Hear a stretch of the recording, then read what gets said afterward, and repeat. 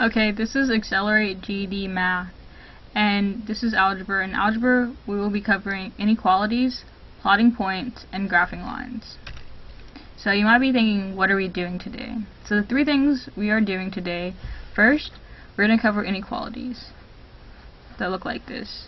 We're going to start talking about plotting points, and then lastly, we're going to start graphing points that actually go into a line. And I can tell y'all are all excited about this, and this is y'all's face. So first, let's start off with inequalities.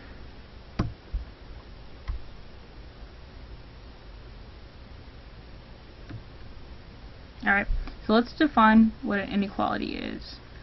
Inequalities are used to show a relationship between two unequal expressions. So the key word is they're unequal. So before, we've dealt with things such as 3 plus 3 is equal to 2 times 3, where 2 times 3 is just 6, and 3 plus 3 was 6.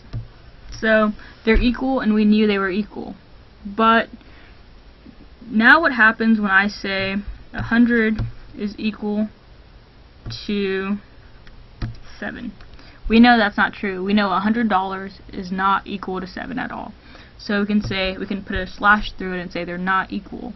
And we have a better way to actually say that. We can actually say $100 is what than 7. We know $100 is greater than 7, so once again it says inequalities are used to show a relationship between two unequal expressions. So we know these two numbers are not equal, and when we know they're not equal, we can use one of these four symbols we have here to represent what the relationship is, what's happening between these two. Alright, so we have the 4. This first one is greater than. So the number to the left has to be greater than. So $100 is greater than $5, right? And how do we know that this is greater? What I learned was, pretend it's an alligator. And alligators are hungry, and they always want to get the biggest number, right? They want to eat the biggest number, the biggest thing, right? So the teeth should be facing towards the bigger number. So $100 is greater than 5. Another way you can remember it is that there's two dots to draw this. There's a dot here, a dot here, and a dot here, and the bigger number is always going to be where the two dots are. So that's 1 greater than. So let's talk about less than. So let's say a number, let's say 12 is less than what? Let's say 12 is less than 50, and we know that's true because $12 is less than what $50 would be. So we know that the bigger number always has the teeth facing inside of it. And then let's say we have two more cases, and they're a little bit different. So let's say X, and we'll call X could be my paycheck, right, is greater than or equal to, let's say, $500. So X, which is my paycheck, is greater than or equal to. So it could actually be, my paycheck could be $500, or it can be anything more than $500. So my paycheck could be $501, $502, $5,000. So it's $500 and anything greater than that number. Then over here, we have less than or equal to. So let's say X, and this can be my speeding ticket. My speeding ticket is less than or equal to, let's say, $250.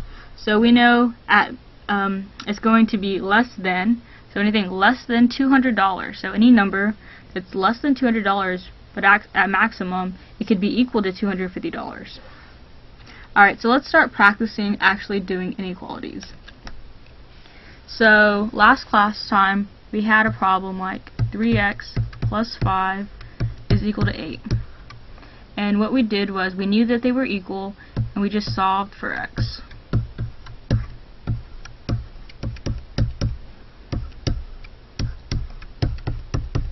This is exactly what we did last time, but the only difference with inequalities and solving for inequalities is that our sign is different. We either have a less than sign, which is this one, We have a greater than, or we have a less than and equal to, or a greater than and equal to sign.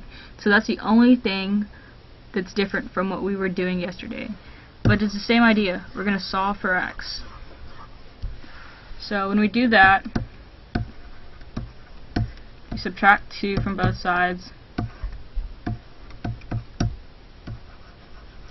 3x is less than 6.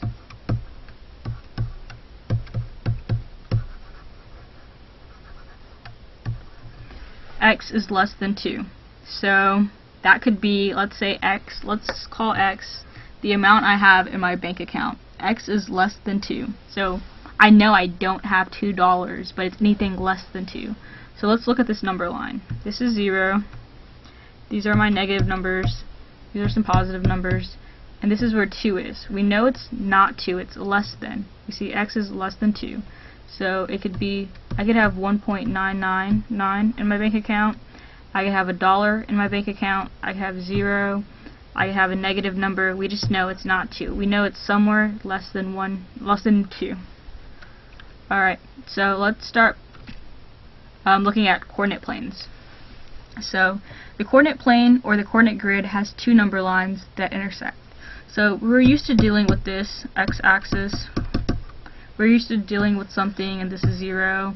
If I say x is 5, you would go somewhere on this number line and find it. Or if I said x was 1, you would find it. You put a dot right here. Well, we have the y-axis. It goes up and down, and this is 0, this is 1, 2. So our positive numbers are this way, our negative numbers are down here. And so we combine these two. We combine this x-axis with the y-axis, and we create a coordinate grid, which we'll start working with right now. And we use 2 coordinate planes to plot points, and we can also start plotting points for a line. So the vocabulary. What we have to know before we start doing this is that we always start here at 0, 0. No matter what point we're about to plot, we're always going to start here. And the other thing is that this is our x and this is our y. This is the way an order pair is set up. This is if I said x, if there was a 0 here, that would tell us to go here. For example, let's look at A. This is x, this is y, and it says x is 3. So I start here, I go, we know we're talking about the x-axis, right? So it says x is 3, so we go 1, 2, 3, we're here. And then it says y is equal to 5. So we go 1, 2, 3, 4, 5. So this is the point. So let's start practice doing that. So we have some points.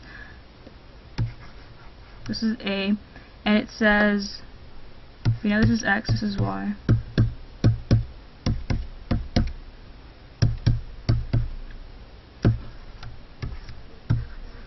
Alright, so it says x is 2. So let's go on this plane.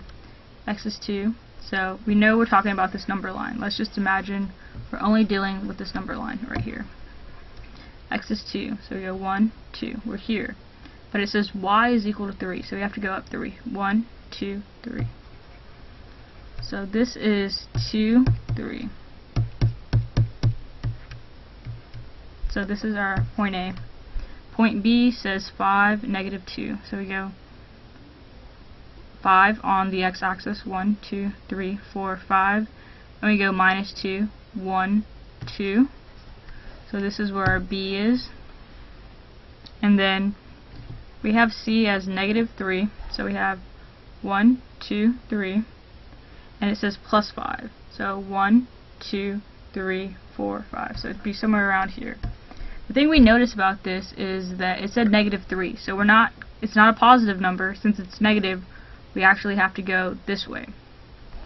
And so that's C. And let's look at D. D says x is negative 5. So we're on this. We're talking about the x-axis. We go 1, 2, 3, 4, 5. So we're somewhere right here. And then it says y is negative 2. So we go 1, 2. So this is negative 5, negative 2. And this is D. And so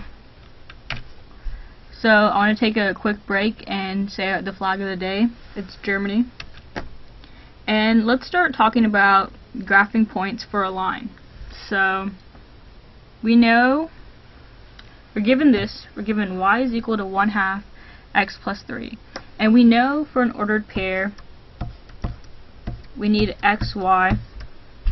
We know we have to have a point like this so we could plot a point. And they say, what if x is 0? What if x is 1? What if x is 2? So let's start with this one. Let's say, what happens if x is equal to 0? So let's say x is equal to 0. We can plug it into what? They give us this. They give us y is equal to 1/2 x plus 3. So we want to figure out y. We want to figure out the other point to it. So we can plug in 0. We know if we do that, what happens? Y is equal to 1/2 of 0 is 0, plus 3 is just 3. So we know y is 3. So we know when x is 0, we know y is 3. So our coordinate plane, we know it needs to look something like this ordered pair. So open parentheses, our x is 0, our y is 3. So when we know when x is 0, we know y is 3. So that's 1. Then we know that, let's say, what happens when x is 1. So they're saying x is equal to 1. And then they give us the same equation, y is equal to 1/2 x plus 3.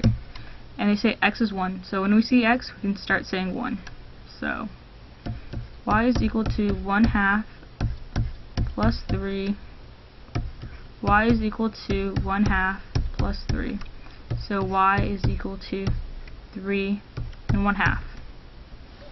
So we know when x is 1, y is 3.1/2. So we can same thing. We need to set it up as x, y.